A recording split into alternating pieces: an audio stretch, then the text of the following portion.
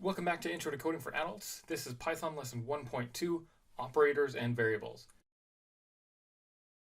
So let's start by opening up the idle program that we installed in lesson 1.1. To open it, we can click on the search bar at the bottom left-hand side of the screen and type the letters IDLE for idle. And then Windows will try to guess which program we're looking for, and it comes up with a suggestion called idle Python 3.8. Yeah, that looks exactly right, so let's go ahead and click on that. For this class, what I'm going to do is I'm going to drag this idle window over to one side just so I can have half the screen for drawing diagrams and pointing out important concepts as we go. So I'm going to treat the right-hand side of the screen sort of like a chalkboard. Now, there's a few different ways that you can use the idle program to type out Python code. And the way that starts by default is called the shell. You know you're in shell mode because of a couple of hints. One of these hints is at the very top of the window here. It'll say the word shell. It'll say Python 3.8 point whatever, and then it'll say the word shell. Okay, so that's one hint that you're in shell mode. The other hint is that there's these three right-facing arrows. Okay, and those arrows are called the prompt. The prompt indicates that you can type your instructions here. Okay, so whenever you see those three arrows, that means it's waiting for you to type some instructions. Okay? So I still haven't answered what the shell is, and how I think of it is that it's sort of like a calculator, except that this particular calculator understands Python instructions. So after the prompt, you can type in your math equation or math question or whatever Python command you want, and as soon as you press the enter key, it will try to come up with an answer to whatever question you asked it. All right? And we'll do a couple of examples, and then it'll make more sense as we go, I promise. Okay, so let's try that out now by typing in a few math problems. And let's start with some easy math questions that we know the answer to just to make sure that everything's working properly. So let's start with 2 plus 2. And when we hit enter, it'll give us what it thinks the answer is for good stuff. Okay, how about 100 minus 1? Okay, that works fine too. Cool.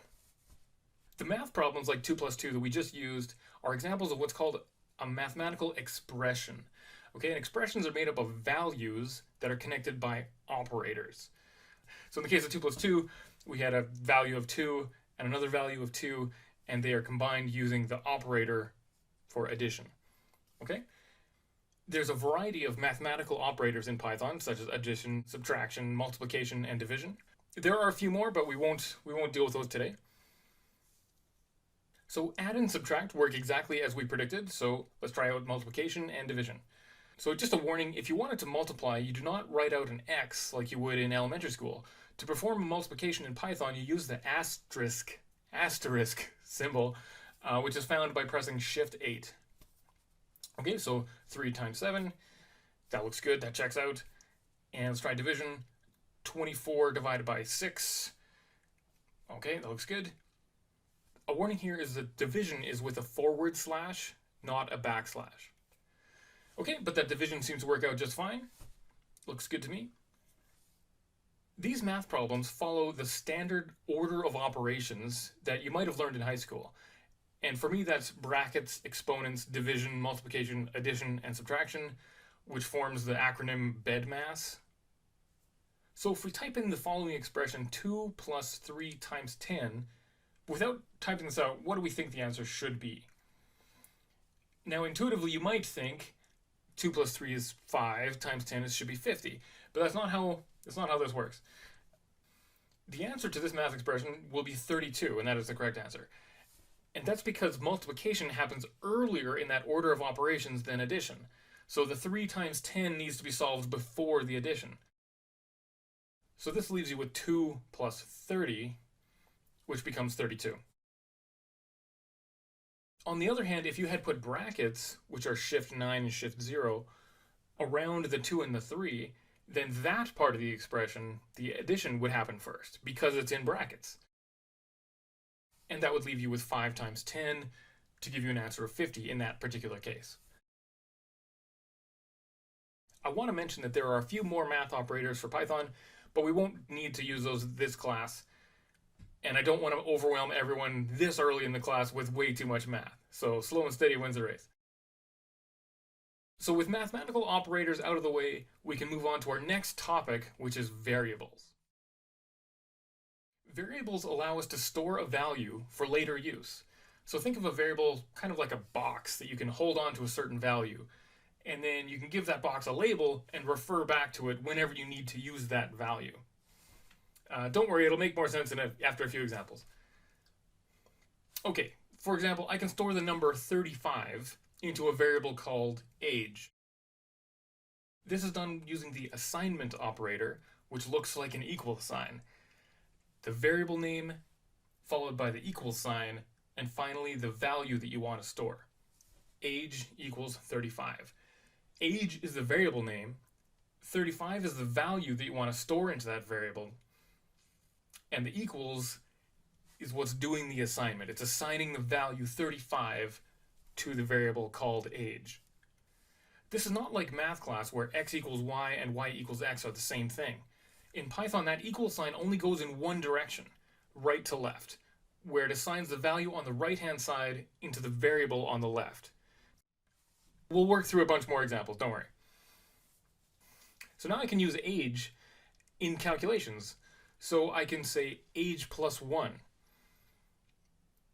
Okay, and I get a number that makes sense.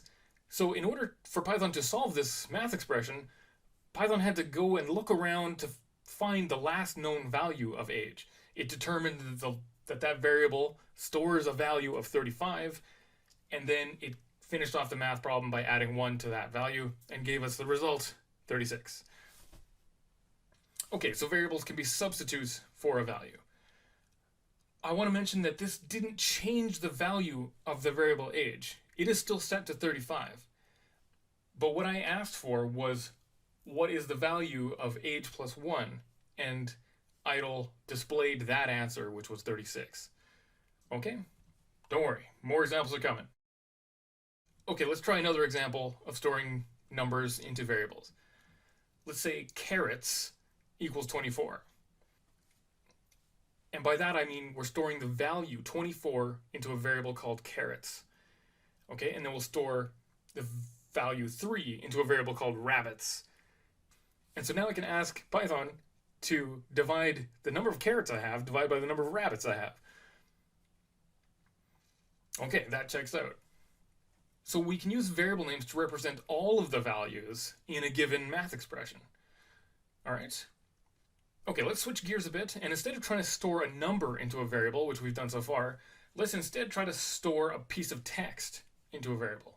What if I try to put name equals Evan? Error message. Okay, that's okay. This doesn't work because it can't come up with a value for one metric Evan. So if it doesn't have a value, then it doesn't know what to store into that variable, and we get this error message. The error explains on the last line that Evan is not defined. So that means it doesn't know what an Evan is, and so it can't store it in that variable. Okay, so that didn't work. However, I can store the string of letters EVAN as long as I put them inside quotation marks. Okay, so I can say name equals quotation mark Evan quotation mark. And that's fine. So it stored a string of letters, EVAN, and stored it to the variable called name. I can do the same thing. I can say greeting equals hello, as long as I put hello in quotes. Place equals world in quotes. And a tricky one, I'm going to store 2020 in quotes and save that as the year. You may have noticed that when we surround a piece of text with quotation marks, it changes color. It changes green in this case. So what idle's doing here is it's showing strings. It's another vocabulary word of the day is string. A string is any collection of letters or numbers or symbols that are surrounded by quotes. We humans call them words, but to the computer, these are just collections of characters strung together. Hence a string. It's just a string of random characters in a row. Okay. You can combine strings by using the plus sign.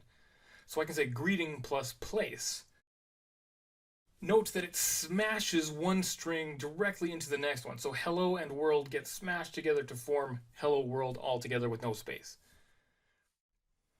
To fix this, I'm going to make a new variable called greeting which stores the value hello with a space at the end. All right, so this is going to override any previous definition for greeting with this new one, which is HELLO space. And all of that's going to be surrounded by quotes. Okay, so now if I say greeting plus place, that looks much better. It says hello world. Perfect. And now if I say greeting plus name, that looks good too. Okay, I hope this is all making sense so far. But as we come to the end of this lesson, I want to throw out one last mind bender puzzle at you. If you combine two numbers together with a plus sign, you get the sum of those two numbers. 2 plus 2 gives you 4. When you combine two strings with the plus sign, you get the two strings smashed together into one. So what do you get if you add the string 2 with another string 2? So we got 2 in quotation marks plus 2 in quotation marks. What do you think the answer to that will be? If you guess the string 22, you're right. So since both of these 2's are surrounded by quotes, they're strings. Okay, and so when you combine strings with the plus sign, the two strings are just combined one next to the other with no space in between. So in this case, 2 in quotation marks and 2 in quotation marks smashed together to make 22 in quotation marks. Just like the hello world example we had earlier. So I just want to note that the answer isn't the number 22, it is the string 22. And how do we know that? Because it is surrounded in quotes. Okay, so it appears that there's two different uses for the plus sign. If the plus operator is found between two numbers, it performs an addition.